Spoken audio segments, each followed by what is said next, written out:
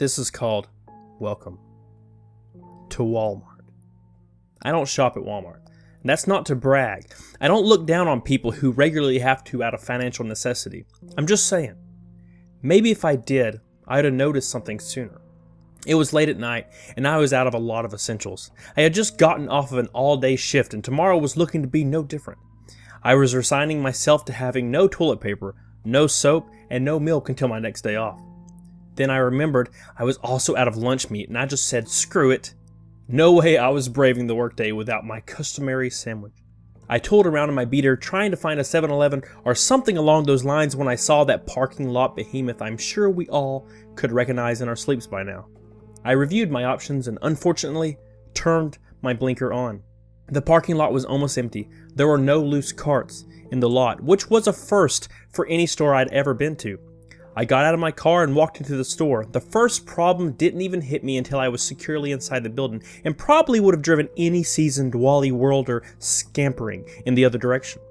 The sign had said Wallmart, not Walmart, with 2 L's. My tired brain dismissed it as a reading comprehension error, instead of the first of many signs that something was very much wrong.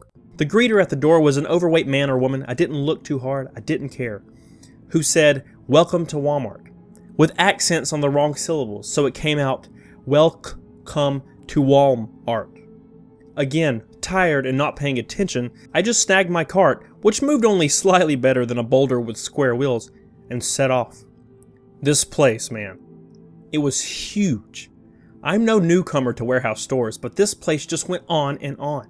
I shoved my cart down endless aisles, looking for any sign of my necessities. It seemed like every aisle was just a mishmash of the same cheap crap, regardless of the signs. I saw value packs of tools, toys, electronics, plasticware, everything except what I needed.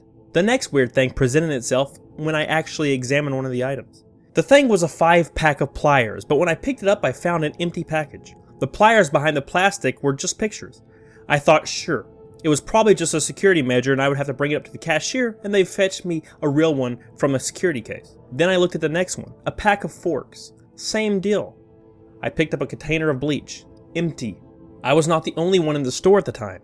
A couple of people, as confused as me, were wandering around, looking lost. An old lady looked at my shirt, hopefully, and opened her mouth, and I just shook my head. At a store this big, you had to have a lot of personnel, right? Courtesy clerks, loss prevention, stalkers, the works. I dragged my cart around looking for the elusive breed.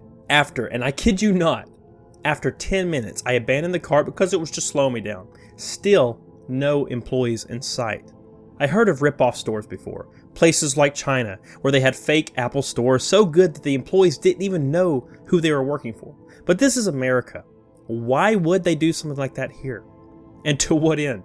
Anyone who tried to do that would probably get sued into the ground by corporate lawyers before they could even open their doors. I had nearly given up on finding a clerk when I caught a glimpse of someone going around the corner, dressed in the Wally World scrubs.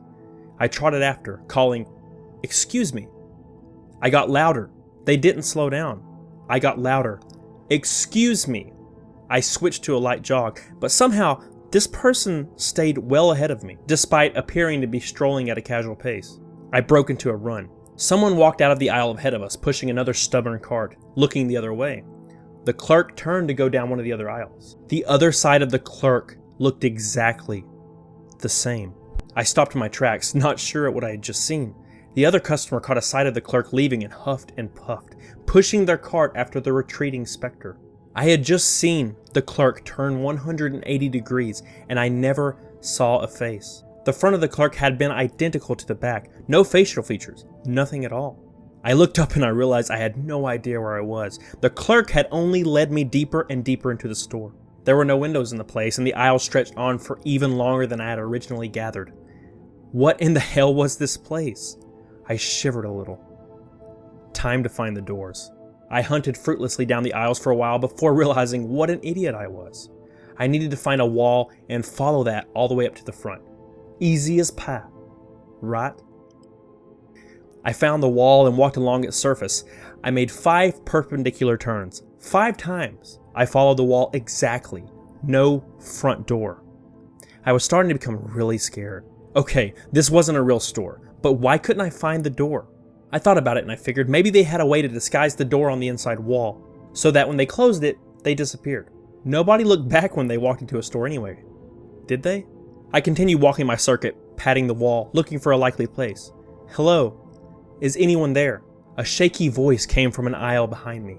I wasn't really ready to trust anyone in this place, but I thought it wouldn't hurt to answer. I'm here. Are you another customer? Oh, thank God. It was a lady's voice. I could hear the scrape of a cart dragging on the tile floor. I've been here for hours. My cell doesn't get any good reception here. Could you help me? I seem to be lost. Sure. I looked down the next aisle. Could you walk in a straight line over to me? I'm sorry, but the aisle appears to be capped here. It's just shelves on either side and then a dead end. Can you follow it to the other end? I tried. Maybe you can see something I'm missing. With a lot of misgivings, I've stepped away from the wall and down the aisle. I tried to guide the woman with my voice. She was very apologetic for troubling me. She felt so silly for getting lost in a straight line. I hit the end of the aisle and got a cold chill. There was an aisle cap, extra wide. The aisles to either side were empty. I called out, "Are you there?" "Yes, do you see anything?" "Do you?" "I just see another shelf with all the same crap that's on the others." Her voice held a touch of panic. "I don't know how I got myself in here, if there's some opening I'm not seeing. Maybe I wandered into an employee-only area." "Maybe," I lied. "Listen, I'm gonna go find the front door and call someone, okay? I'll be back as soon as I can. Just try not to go anywhere that doesn't open up, okay?" "Okay." The woman seemed a little better. Now that she had the comforting lie that someone would take care of it, I had no idea what I was doing. But she didn't need to know that. I found the wall again and followed it, aggressively punching shelves. I scattered useless merchandise mock-ups to look for secret entrances. The space between aisles got longer. I would see an aisle cap 2, 3 aisles wide. I heard other people calling out. I started running along the wall, looking for seams. There were no checkout stands, no food court, nothing to indicate where the front doors might be. It was a seamless cube of junk, and I was running laps fruitlessly. My first and only stroke of luck hit me that night. I found the greeter.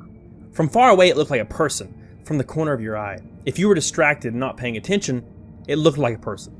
But if you really studied it, you realized it had a bunch of weird formations on its head that only just looked like a face. Sort of like those pictures made up of 1,000 colored dots. It only looked like a thing further back. Up close, it was just a bunch of meaningless blobs. The greeter waddled along like it didn't know how to walk. Not an exaggeration. It kept putting its feet wrong and twisting its body like it wasn't used to being a bipedal. I crept up behind it and grabbed its shirt collar. The greeter blinked. It was the weirdest thing I've ever seen. It had no eyes, just a bunch of stubs that cast shadows that happened to look like eyes from far away. It spooked me so much, I let go of its collar. "Where's the door?" I demanded. The thing shuffled a little. "Welcome to Wallmart." "Where's the damn door?" I gave the thing a little shove. "Look, if you let me out, I won't call the cops. Just let me go." The greeter looked around, then back at me. "Welcome to Wallmart?" I had a horrible realization dawn on me. Like the double-sided clerk, this probably only had one purpose. I wasn't going to get anywhere with it because there was literally nowhere to go. I went a little crazy. I was hungry, tired, and desperate. I threw the greeter at the wall and it rippled like a condom full of jello. And the wall opened up. I could smell the sweet night air of freedom and started running. Good thing too, because the wall almost immediately started closing as I ran. It hit me on the elbow hard. I had bruised for days, but I was out. The greeter wasn't so lucky. I could hear his squeals as the door pinched shut on it. But I didn't stop to look. I ran to my car and I gunned it out of there. I parked in a nearby strip mall and called the cops. I'm afraid I wasn't the best reporter though. Somewhere between spouting off about fake Walmart and prisoners, the dispatcher hung up on me. I decided to drive to the police station. But my slightly calmer story was only met with skepticism. After what seemed like hours, I finally got an officer to agree to accompany me to the site. Now here's the thing. I had been aimlessly driving around when I stumbled on the Walmart, and I had panicked as I fled from it. Now I had to admit that I was completely lost. The officer eventually told me if I couldn't find the store, I would have to come back and file a report. I let them go and fled back to my apartment, swallowing down my guilt. I had let everyone trapped in that store down. I hoped that they could at least hang on until the morning. I called in sick from my job and drove around, searching for the Walmart. I looked through every shopping center, strip mall, anywhere that even slightly resembled the place I had gone.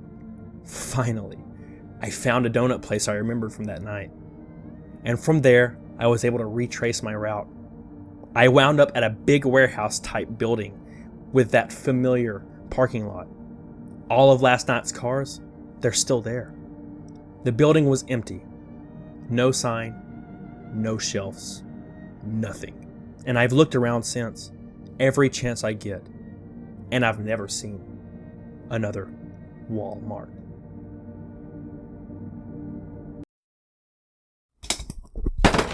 Nice.